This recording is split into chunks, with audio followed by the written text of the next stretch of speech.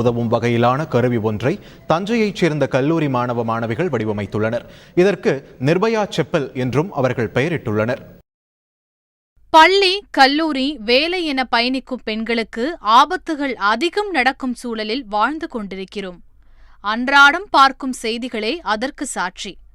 ஆனால் இதுபோல பெண்கள் துணிச்சலாக எதையும் எதிர்கொள்ளவும் ஆபத்து காலங்களில் உதவும் வகையிலான கருவி ஒன்றை வடிவமைத்து இருக்கிறார்கள் தஞ்சையைச் சேர்ந்த கல்லூரி மாணவ மாணவிகள்.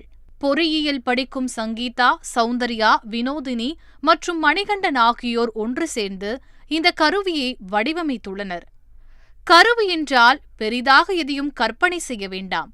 பெண்கள் அன்றாடம் பயன்படுத்தும் காலணி மற்றும் வாட்சில் ஒரு கையடக்க கருவி பொருத்தப்பட்டிருக்கிறது.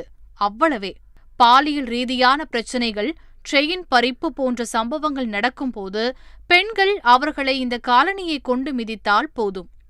பெண்களின் உடல் வேகத்திற்கு ஏற்ப இந்த கருவி செயல்பட்டு எதிராளியை தாக்கும் என்கிறார் இந்த கருவியை வடிவமைக்க உதவிய அமிர்த கணேஷ். இந்த செப்பல் என்ன பர்பஸ்க்காக பண்ணோம்னா, அவங்க டே பை டே லைஃப்பில் யூஸ் பண்ணுறது அதை அவங்க மறக்கிறதுக்கான சான்சஸே இல்லை. அதனால செப்பல் மாதிரியும் ஒரு ரிஸ்ட் வாட்ச் மாதிரி பண்ணியிருக்கோம்.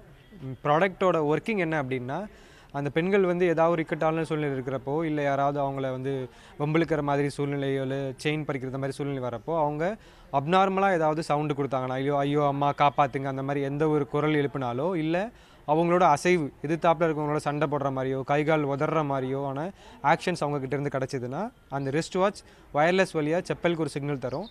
செப்பலில் இருக்கிற ஒரு சவுண்டு ப்ரொடியூசிங் டிவைஸ் சவுண்டை ப்ரொடியூஸ் பண்ணும், ஒரு எலக்ட்ரிக் ஷாக்கை ப்ரொடியூஸ் பண்ணும்.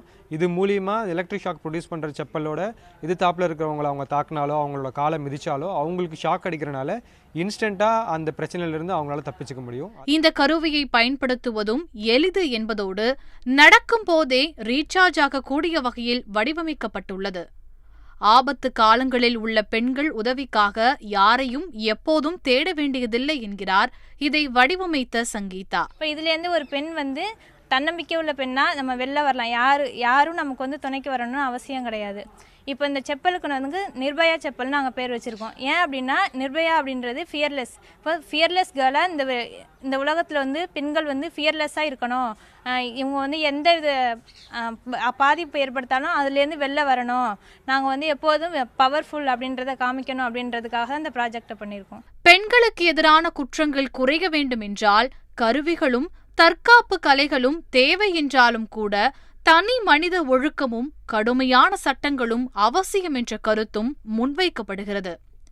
தந்தி டிவி செய்திகளுக்காக தஞ்சையிலிருந்து சையத் மௌலானா.